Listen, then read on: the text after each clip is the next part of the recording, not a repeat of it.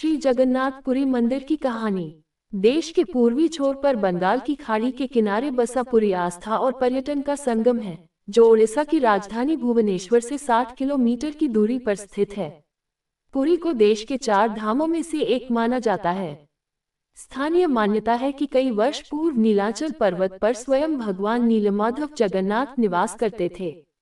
एक दिन राजा इंद्रद्युम्न को रात में भगवान विष्णु ने सपने में दर्शन देकर कहा कि नीलाचल पर्वत की एक गुफा के अंदर मेरी एक प्रतिमा है, जिसे नीलमाधव कहते हैं।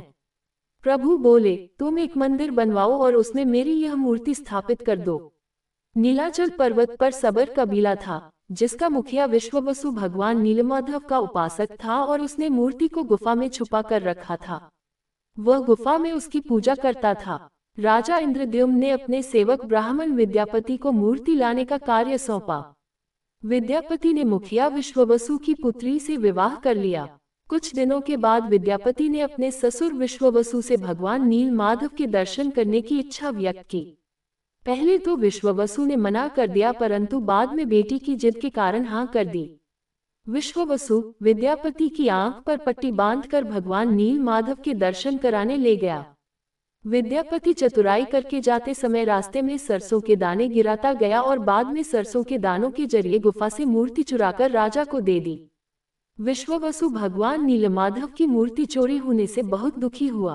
अपने भक्त के दुख को देखकर भगवान भी दुखी हो गए और उसी गुफा में वापस लौट गए। जाते समय उन्होंने राजा इंद्रद्युम्न से वादा किया कि वह उनका एक विशाल मंदिर बनवा देगा तो वे उनके पास जरूर लौट आएंगे।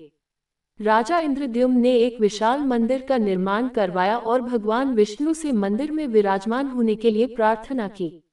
भगवान ने कहा कि द्वारका से लकड़ी का एक बड़ा टुकड़ा समुद्र में तैरकर पुरी तक आ गया है, उससे तुम मेरी मूर्ति बनवाओ। राजा के सेवकों ने टुकड़े को तो ढूंढ लिया, पर वे सब मिलकर उसे उठा नहीं पाए। तब राजा ने सबर कबीले के मुखिया नीलमाधव के अनन्य भक्त विश्ववसु को उस भारी टुकड़े को लाने के लिए प्रार्थना की। सबको बहुत आश्चर्य हुआ जब विश्ववसु भारी भरकम लकड़ी को उठाकर मंदिर तक ले आए। राजा इंद्रद्युम्न में उस लकड़ी के टुकड़े की प्रतिमा बनाने के लिए कई कुशल कारीगर लगाए, पर उन कारीगरों में से कोई भी लकड़ी में एक छेनी तक भी नहीं लगा सका। तब सृजन के देवता भगवान विश्वकर्मा एक बुजुर्ग व्यक्ति का रूप धर कर आए। उन्होंने राजा से भगवान नीलमाधव की मूर्ति बनाने की इच्छा व्यक्त की और अपनी शर्त भी रखी कि वे 21 दिन में मूर्ति को एकांत में बनाएंगे, उन्हें कोई मूर्ति बनाते हुए नहीं देख सकता। राजा ने उनकी शर्त सहर्ष स्वीकार कर ली। अब लोगों को कमरे के अंदर से आरी, छेनी, हथौड़ी की आवाजें सुनाई दे रही थी। इसी बीच रानी गुंडचा, जो राजा इंद्रद्युम्न की रानी थी, दरवाजे के पास गई, पर उसे कोई आवाज सुनाई नहीं दी। उसे लगा कि वह बूढ़ा कारीगर मर गया है।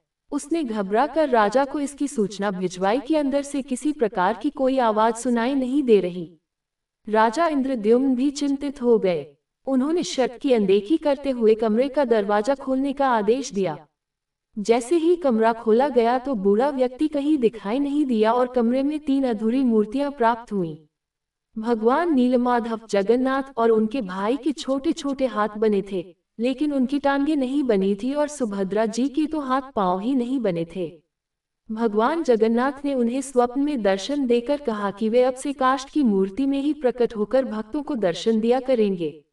राजा इंद्रद्युम्न ने इसे भगवान जगन्नाथ की इच्छा मानकर इन अपूर्व प्रतिमाओं को मंदिर में स्थापित कर दिया। इस प्रकार तब से भगवान जगन्नाथ और उनके भाई बहन इसी रूप में भक्तों को दर्शन दे रहे हैं।